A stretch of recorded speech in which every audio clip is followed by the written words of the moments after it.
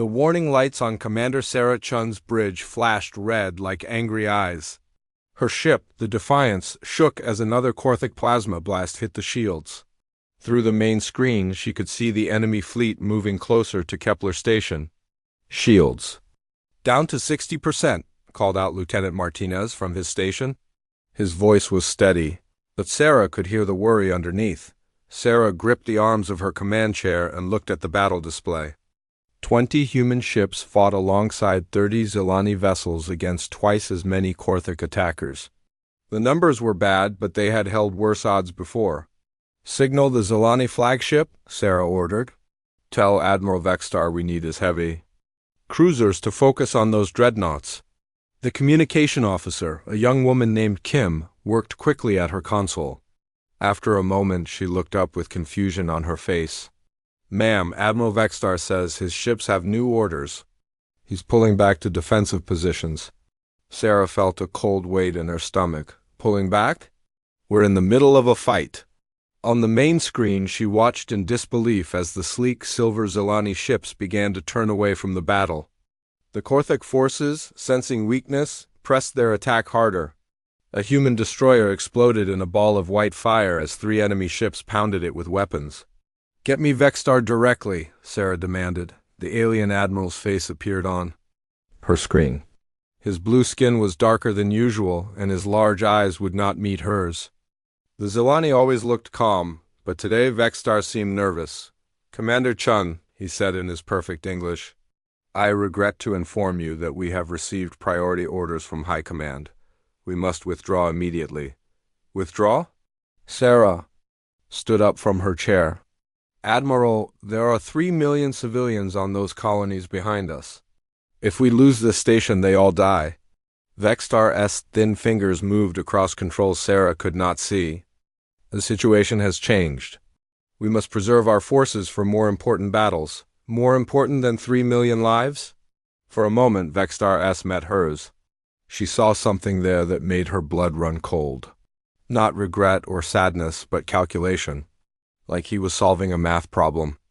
"I am sorry, Commander. The decision is made." The screen went black. Sarah turned to her tactical officer. "Lieutenant Torres, what are the Zilani ships doing?" Torres, a man with gray hair and steady hands, checked his readings. "They're forming. Up in retreat formation. All 30 ships are moving away from the battle zone." Through the main screen, Sarah watched their allies abandon them. The Zilani ships moved with their usual grace, their advanced shields shimmering as they pulled back. Some of the human ships tried to follow, but Sarah's voice stopped them. "All human vessels maintain positions. We hold this line." "Commander," Martinez called out, "without the Zilani ships, we're outnumbered 4-1. Sarah looked at the tactical display. 20 human ships against 80 Korthic attackers. The enemy had bigger guns, thicker armor, and now they knew. The humans stood alone. "I know the math, Lieutenant." Sarah sat back down and activated the fleet communication system. "All ships, this is Commander Chun. Our allies have left us, but our mission has not changed. There are 3 million people counting on us to hold this line. We will not let them down." The responses came back quickly. "Roger that, Commander. Standing by, ready to fight." Her people were scared, but they would not run. The Korthic ships moved like hungry sharks, sensing blood in the water. Their dark hulls were covered with weapon ports and armor plating. They had no beauty, only function. Everything about them was built for one purpose: to kill. Sarah's communication officer spoke up. "Ma'am, I'm picking up Korthic transmissions. They're talking about how the weak allies have fled." "They think we're weak too," Sarah said quietly. "Let's show them they're wrong." The battle became desperate quickly. Human ships fought with everything they had, but the Korthic kept coming. The destroyer Hamilton died first, overwhelmed by enemy fire. Then the cruiser Yorktown, her reactor overloading in a bright explosion. "Defiance, this is Captain Brooks." "On the Wellington," came a voice over the radio. "They're breaking through our left flank. I'm moving to intercept." Sarah watched as the Wellington, a small frigate, threw itself at a Korthic heavy cruiser. The human ship was like a fighter attacking. A giant, but it bought precious time for the evacuation ships to escape. "Ma'am," Torres reported. Civilian transports are launching from the colonies. They need 15 more minutes to get everyone off the planets. 15 minutes might as well have been 15 hours. Sarah could see more human ships dying on her screen. The brave crews of the Lexington were abandoning ship as Korthic boarders cut through their hull. The carrier Midway was dead in space, her flight bays burning. All remaining ships form up on the Defiance, Sarah ordered. We're going to buy our people time. Only 8 human ships were left now. They moved together like a pack of wolves, still fighting but bleeding badly. The Korthic commander seemed to sense victory. His dreadnoughts moved forward, weapons charging for a final strike. Sarah looked at her crew. These were good people, humans who had signed up to protect others. Martinez was just 25, with a wife and baby daughter back on Earth. Kim had joined the fleet to see the stars. Torres had fought in 3 wars and never backed down from a fight. "Ma'am," Kim said softly, "I'm getting a signal from the evacuation fleet. All civilian ships are away. They're clear." Sarah felt a moment of satisfaction. 3 million people would live. That was worth something. "Commander," Torres said, "the Korthak flagship is moving into position. They want to finish us." The enemy. Dreadnought was 3 times the size of the Defiance. Its weapons could destroy Sarah's ship with one shot. But there was something else Sarah could do. Something the Korthak would not expect. "All ships, this is Chun. Break formation and scatter. Get out of here any way you can." "Ma'am?" Martinez looked confused. "That's an order. Save yourselves and, your crews." Sarah turned to her navigation officer. "Set course for the Korthak flagship. Full speed." The bridge went quiet for a moment. Then Torres smiled. "Ramming speed, Commander?" "Ramming speed." The Defiance turned toward the enemy dreadnought like a missile. The Korthak commander must have realized what was happening because his ship began to turn away. But human ships were faster and more agile than the big alien vessels. Sarah activated the ship-wide communication system one last time. "All hands, this is the commander. It has been an honor to serve with you." The Defiance struck the Korthak dreadnought at full speed. The explosion lit up space like a new star, taking both ships with it. In the silence that followed, the remaining Korthak fleet paused, perhaps wondering if humans were all crazy enough to die rather than surrender. They were, but from the wreckage of 2 ships, one small escape pod drifted away into the darkness of space. Inside, Commander Sarah Chun floated unconscious, her body broken but her heart still beating. The galaxy thought she was dead. That mistake would cost them dearly in the days to come. 6 months after Kepler Station, the galaxy thought humanity was finished. The news broadcasts on every world told the same story. Humans had quit the Alliance and gone home to sulk. They were too weak to fight, too proud to admit it, and too stupid to realize they needed help. Admiral Marcus Webb stood in a secret underground facility on Mars and watched those same broadcasts with cold anger. The facility did not exist on any official records. Even the people working there had been declared dead in various accidents and battles.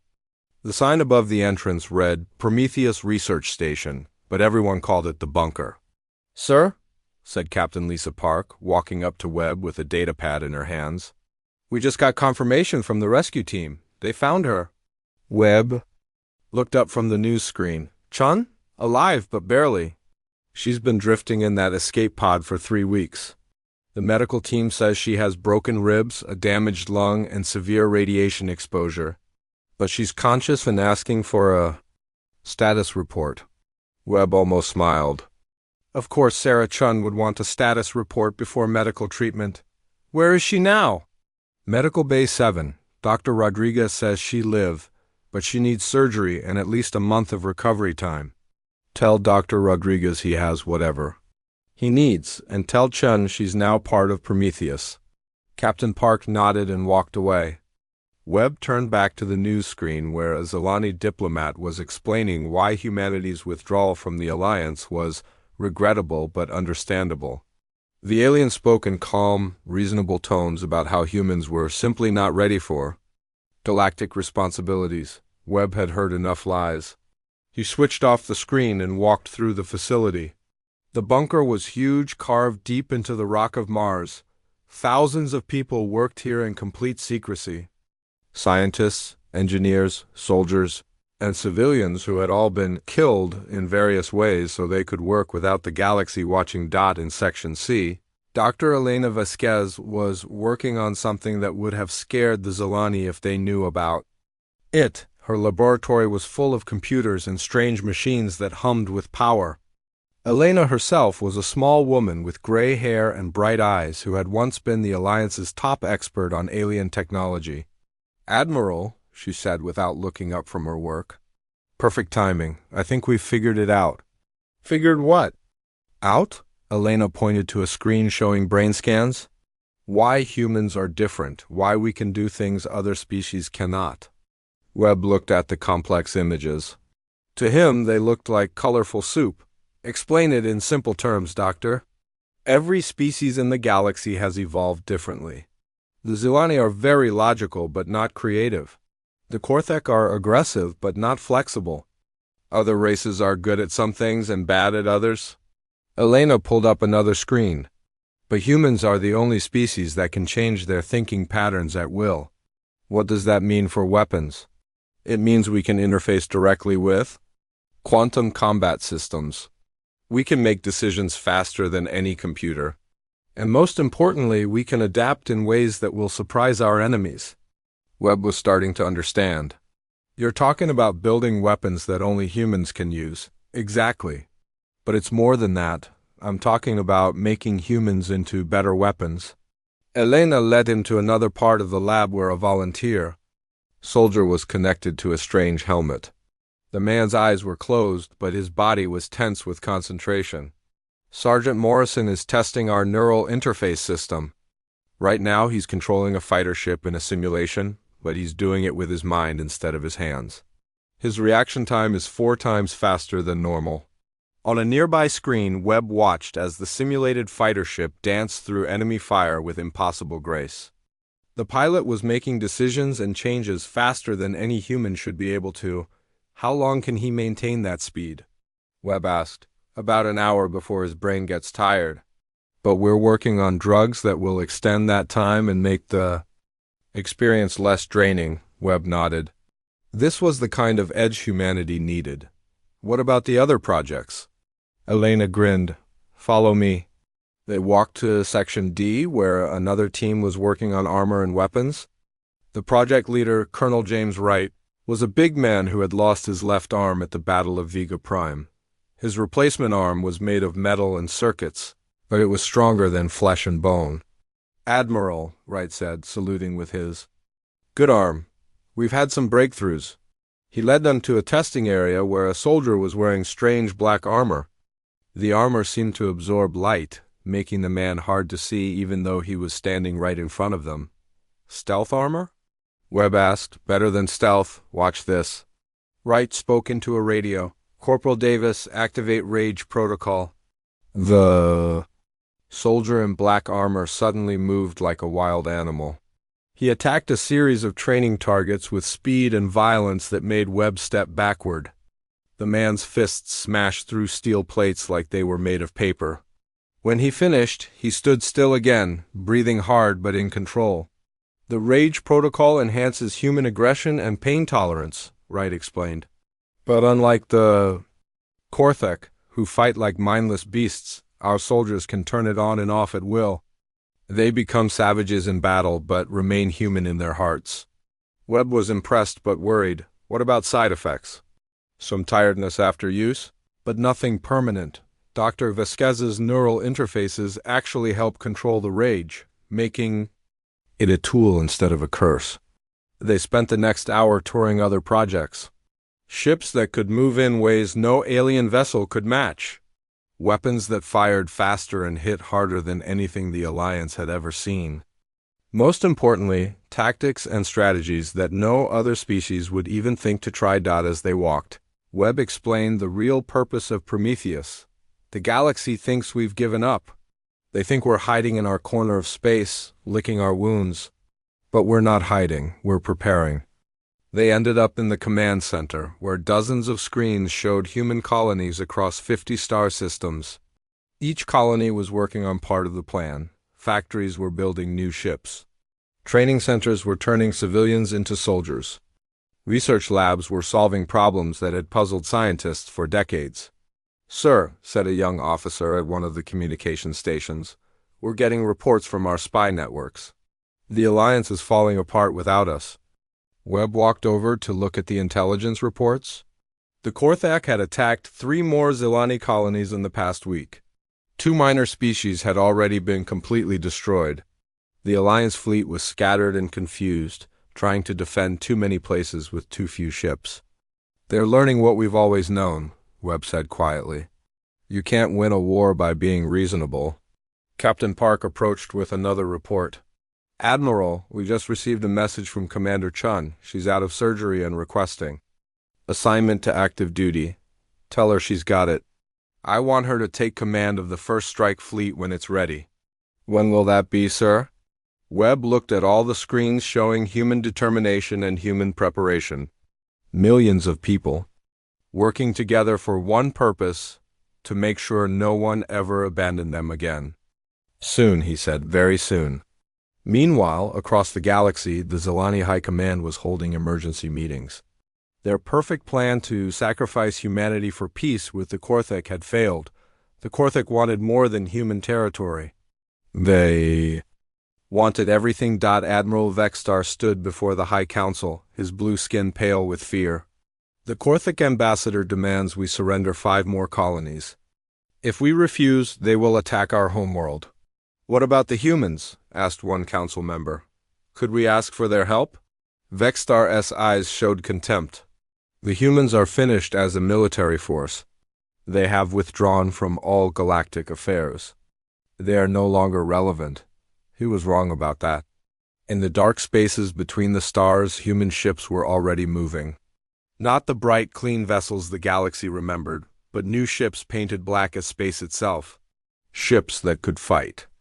Like demons and disappear like ghosts, the galaxy was about to learn that humanity had not given up. They had simply stopped playing by other people's rules. 2 years had passed since Kepler Station, and the galaxy was burning. Admiral Vextar stood on the bridge of his flagship, watching Korthak ships destroy the outer defenses of his homeworld. His perfect blue skin was now marked with stress lines, and his large eyes showed fear that no Zilani was supposed to feel. "Sir," said his communication officer, "the planetary shields are down to 30%. The Korthak will break through within hours." Vextar looked at the tactical display. 50 Korthak dreadnoughts surrounded Zilani Prime, while his own fleet had been reduced to 12 damaged ships. The peace treaty he had bought with human blood was worthless. The Korthak wanted everything, not just human territory. "Open a channel." "To Earth," Vextar ordered, his voice barely above a whisper. His officers stared at him in shock. For 2 years, the Zilani government had refused all contact with humanity. They had called humans unreliable allies and emotional primitives, who could not understand galactic politics. "Sir," the communication officer said carefully, "the High Council has forbidden contact with the humans." "The High Council is dead?" Vextar replied. "Their ship was destroyed an hour ago." The bridge fell silent.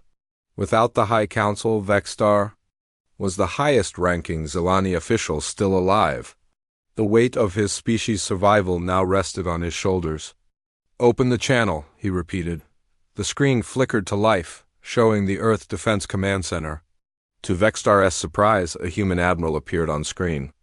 The man was older, with gray hair and cold eyes that seemed to look right through. "Him, Admiral Webb speaking. This is unexpected, Vextar." "Admiral," Vextar began, then stopped. What could he say? That he was sorry? That he had made a mistake?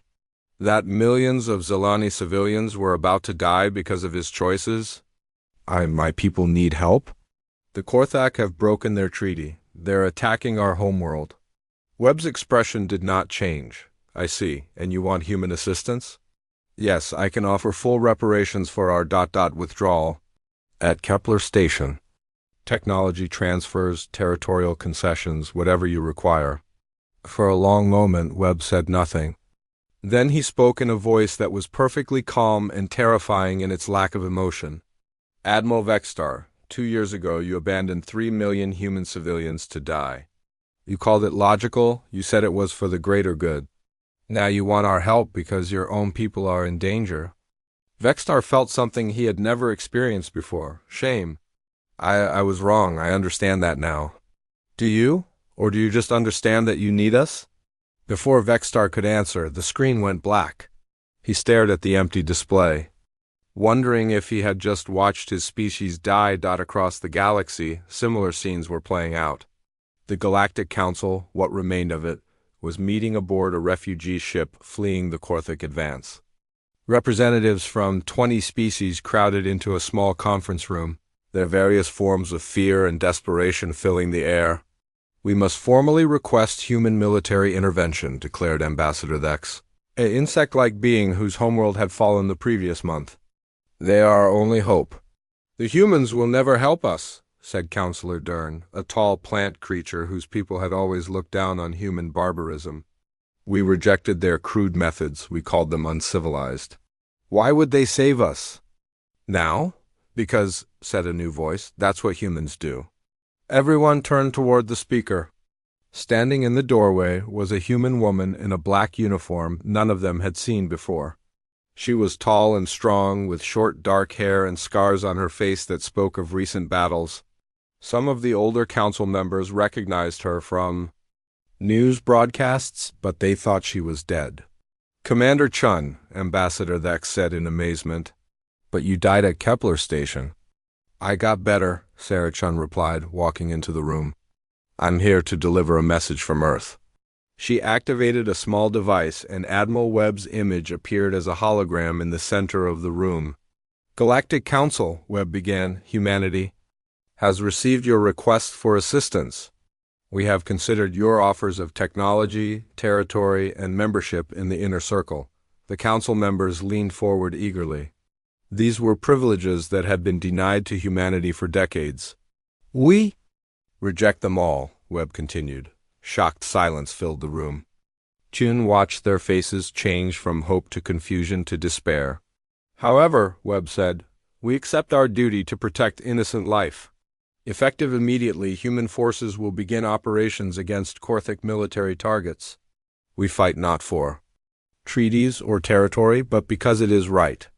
The hologram flickered off, leaving Chun alone with the stunned council members. That's it? Councillor Dern asked. No demands? No conditions? One condition, Chun said. Stay out of our way. She turned and walked toward the door, but Ambassador Thex called after her. Commander, what has happened to your people? Your ships, your technology, everything looks different. Chun paused at the doorway. We learned something at Kepler Station. We learned that in this galaxy, nice guys finish dead, so we decided to stop being nice. 3 hours later, the first human fleet to emerge from soul space in 2 years appeared at the edge of the Zilani system. The ships were unlike anything the galaxy had ever seen. Where human vessels had once been white and silver, these were black as the void between stars. Their hulls were covered in angular armor that seemed to absorb sensor scans, making them hard to track and harder to hit. Admiral Chun stood on the bridge of her new flagship, the New Defiance. The ship was half the size of her old command, but twice as dangerous. Every system had been designed for one purpose: to kill enemies as efficiently as possible. Korthic fleet detected, reported her tactical officer. 50 dreadnoughts in standard attack formation.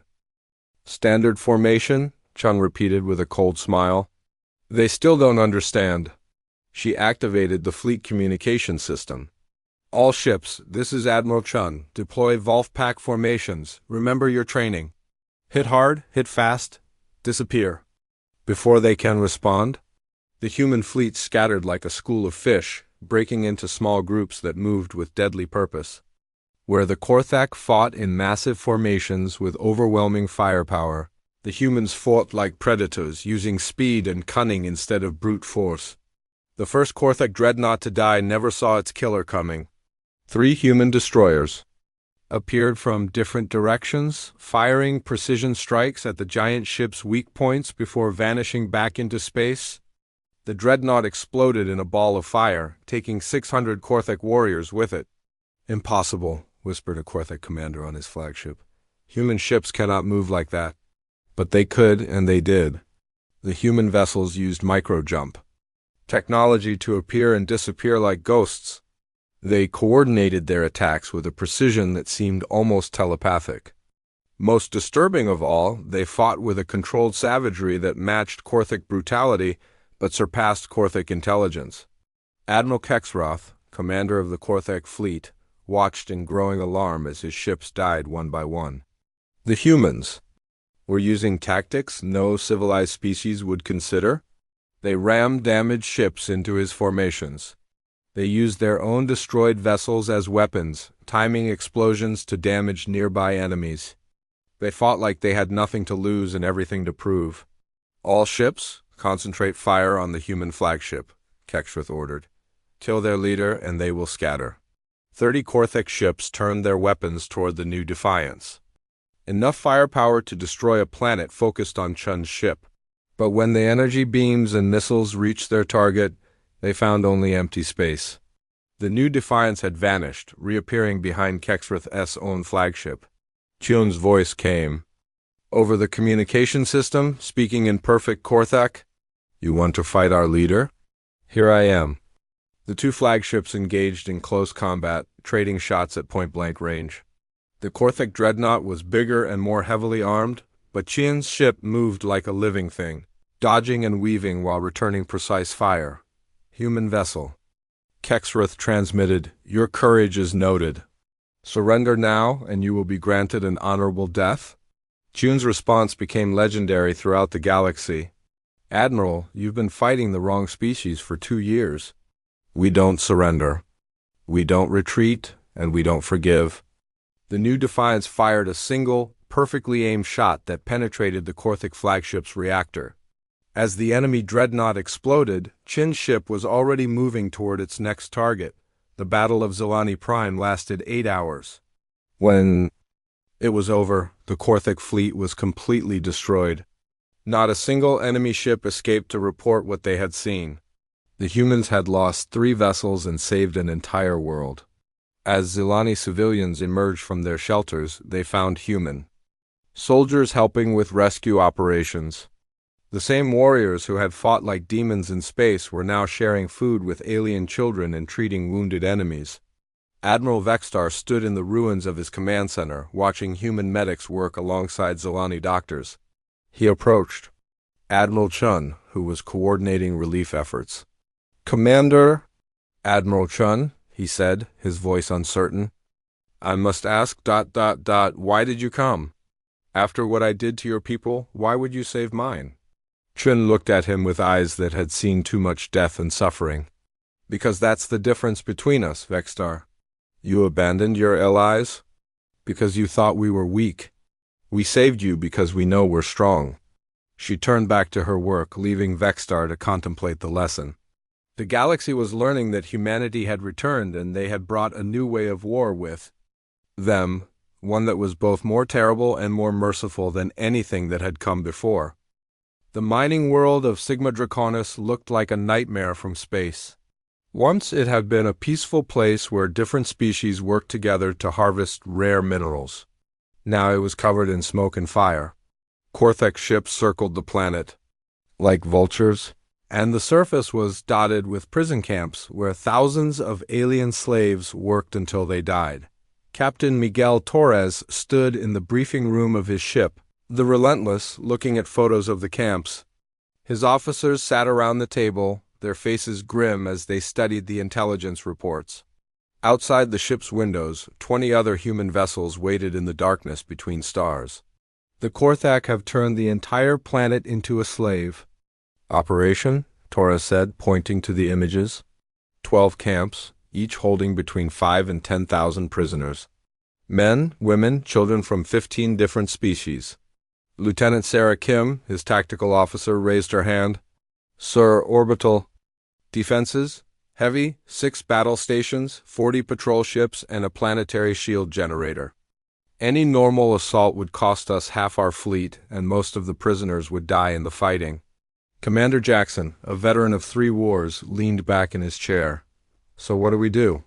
We can't just leave them there. Torres smiled, but it was not a nice smile. We don't do a normal assault. We do it the human way. For the next hour, Torres explained his plan. His officers listened with growing amazement. What he was suggesting was not just dangerous, it was completely insane by the standards of galactic warfare.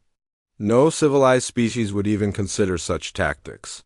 "Sir," said Lieutenant Kim when he finished, "this plan breaks every rule of military engagement the galaxy has ever agreed on."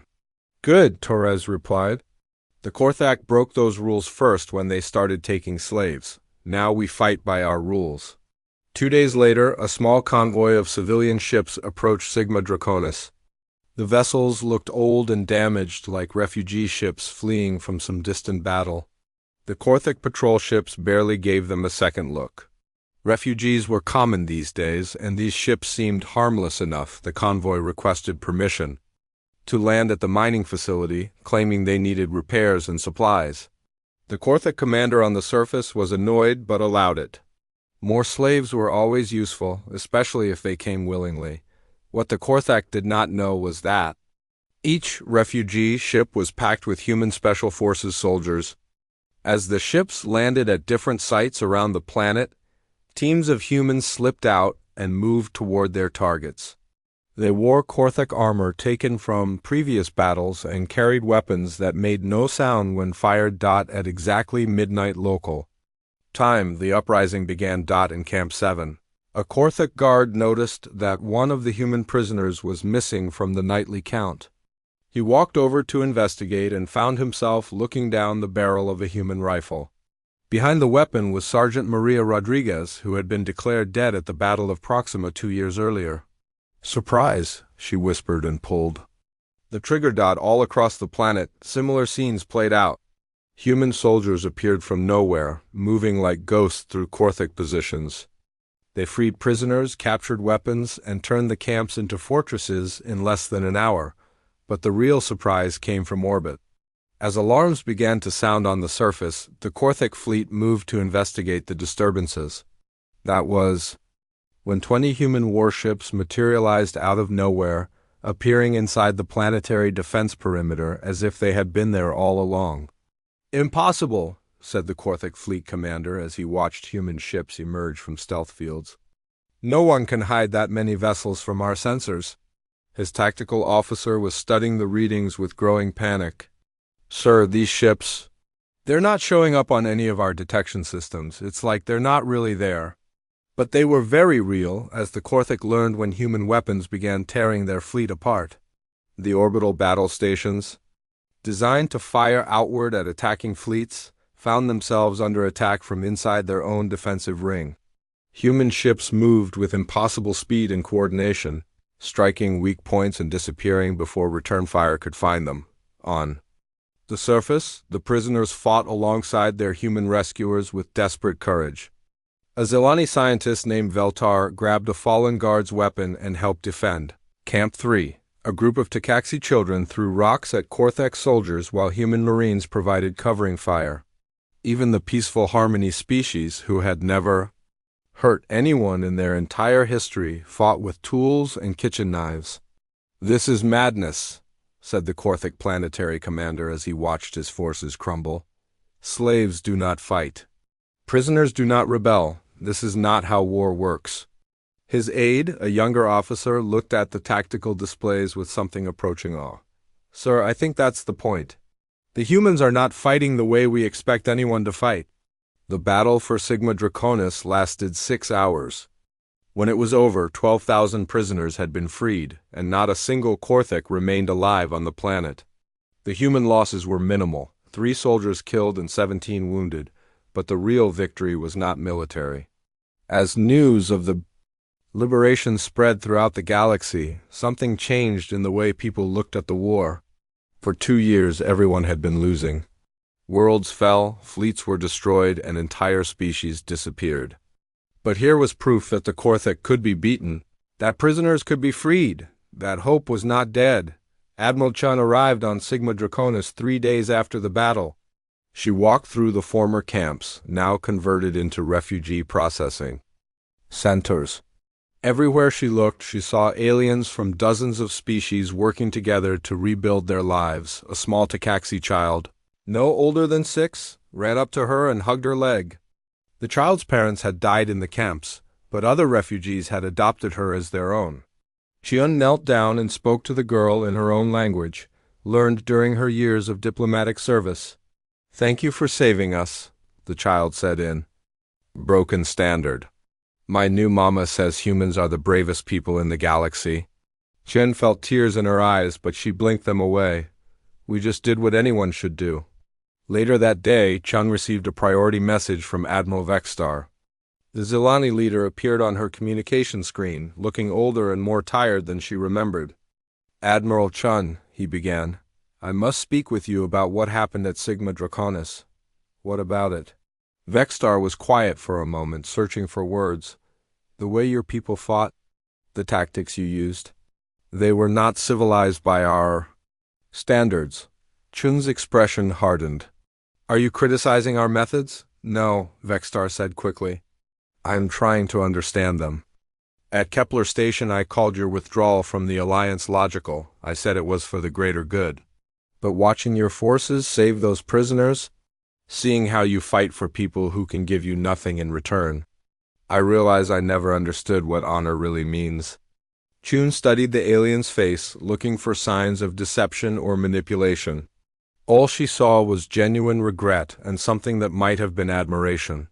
"Admiral Vexstar," she said finally, "there's something you need to understand about humans. We don't fight to be civilized. We fight to protect civilization.